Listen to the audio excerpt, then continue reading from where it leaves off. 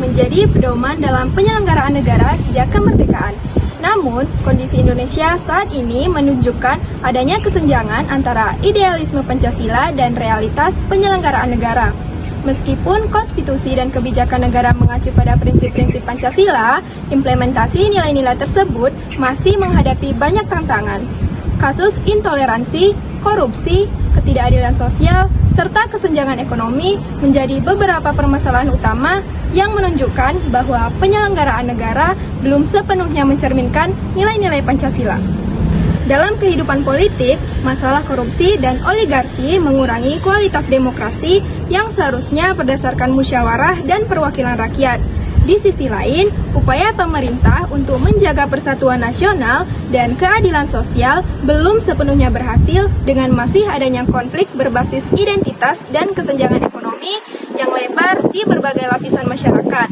Oleh karena itu, meskipun Pancasila tetap menjadi acuan utama, tantangan dalam pelaksanaannya masih membutuhkan perhatian dan upaya perbaikan yang signifikan. Kondisi negara Indonesia saat ini sudah sesuai dengan Pancasila atau belum sih? Yuk simak pembahasannya, check it out! Melihat kondisi penyelenggaraan negara Indonesia saat ini, dapat dikatakan bahwa meskipun secara normatif Indonesia menjadikan Pancasila sebagai dasar negara, dalam praktiknya belum sepenuhnya sesuai dengan nilai-nilai yang terkandung dalam Pancasila. Berikut adalah penilaian berdasarkan masing-masing sila. Kita bahas sila yang pertama, yaitu ketuhanan yang Maha Esa. Secara konstitusional mengaku kebebasan beragama. Namun, realitasnya masih terjadi kasus intoleransi antar umat beragama, diskriminasi terhadap kelompok minoritas agama, dan kekerasan berbasis agama. Ini menunjukkan bahwa prinsip ketuhanan yang Maha Esa belum sepenuhnya tercermin dalam kehidupan sehari-hari, khususnya dalam menghormati kebebasan beragama dan berkeyakinan. Perkenalkan, nama saya Baby Kentari. Di sini saya akan melanjutkan penjelasan dari sila kedua, kemanusiaan yang adil dan beradab.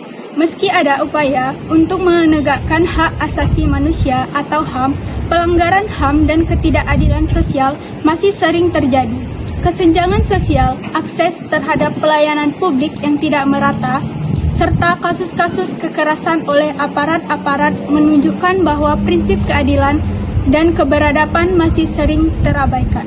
Adapun contoh kasus pelanggaran hak asasi manusia atau HAM seperti kekerasan oleh aparat keamanan terhadap demonstran. Misalnya seperti dalam kasus pelanggaran aksi unjuk rasa mahasiswa pada tahun 2019. Beberapa demonstran mengalami kekerasan fisik yang mencerminkan kurangnya penghormatan terhadap hak asasi manusia dan prinsip keadilan. Tindakan tersebut bertentangan dengan nilai-nilai kemanusiaan yang diusung oleh sila kedua, yang mendapatkan keadilan dan keberadaban dalam hubungan antar warga negara.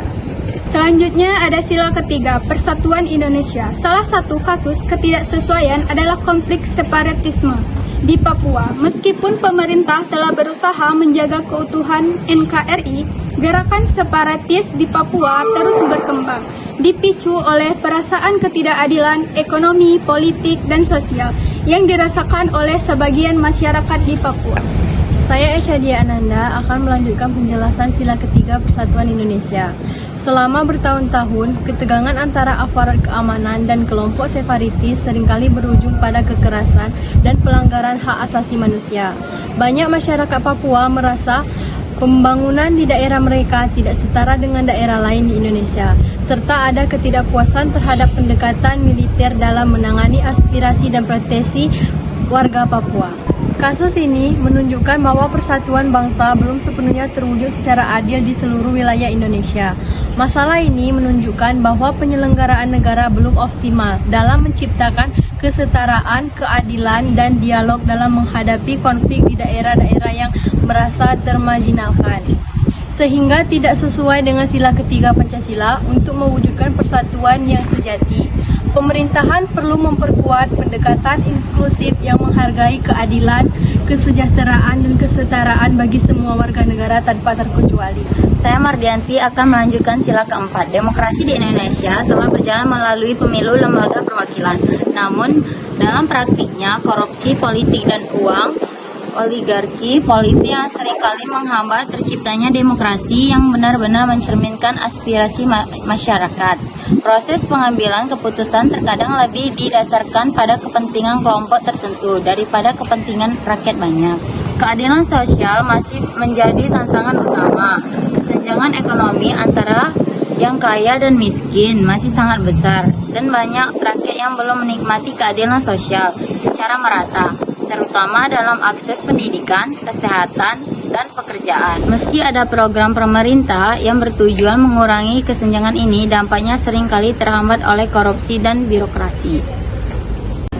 Kesimpulannya yaitu, secara formal, Pancasila masih menjadi dasar penyelenggaraan negara. Namun, dalam realitasnya, masih ada banyak aspek penyelenggaraan negara yang belum sepenuhnya sesuai dengan nilai-nilai Pancasila, terutama dalam hal keadilan sosial, persatuan, dan demokrasi.